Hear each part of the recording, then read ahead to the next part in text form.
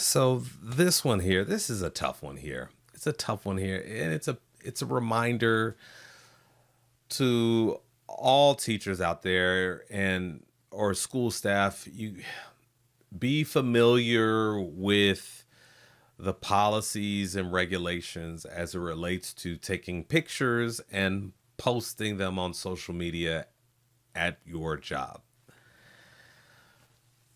Especially if kids are in those pictures. It's wise to be aware of that, because you never know, you could be working at a district that has rules against that, and that can cost you your job. And as was this bus driver, who I'm assuming just didn't know. She enjoys her job, enjoys driving the bus, interacting with kids. And check this out.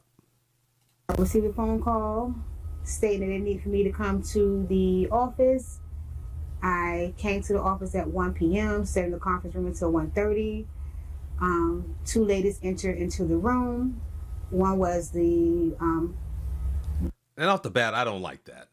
I don't like that. Making this person wait for 30 minutes knowing what you're about to do, and she doesn't understand that this is going to be a meeting pertaining to discipline. I don't like that. vice president or the coordinator for transportation, and then we had a representative from human resources. And I was like, human resources? Technically, I thought I was coming up here for my route, because somebody supposed to have been protesting against me about my route. They wanted my route. They stated it, so that's what I thought that I was coming up there for, to talk about the route that I was inquiring about, as well as another driver was inquiring about. So with that being said, they sat down in front of me with a folder, put out a paper in front of me. Ms. Flowers, you are officially terminated. For what? What did I do? You broke a policy, zero tolerance policy for posting kids on Facebook. And I said, wait a minute. Wait a minute.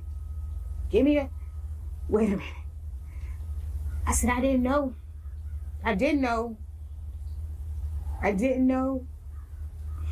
And let me take it down. Immediately I got my phone, I took it down. I said, please give me a second chance.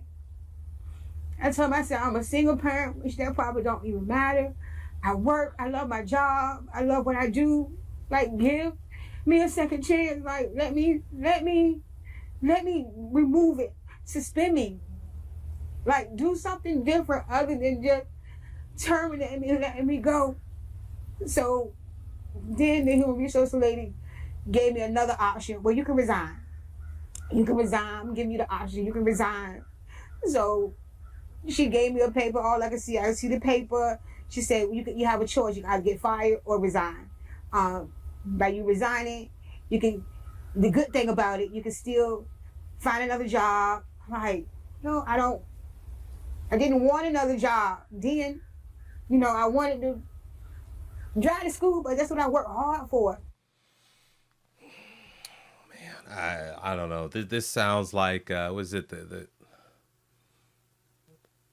it's a terrible. They surprised her, and then they give her this terrible proposition. We're gonna fire you, or you could resign. This doesn't feel right.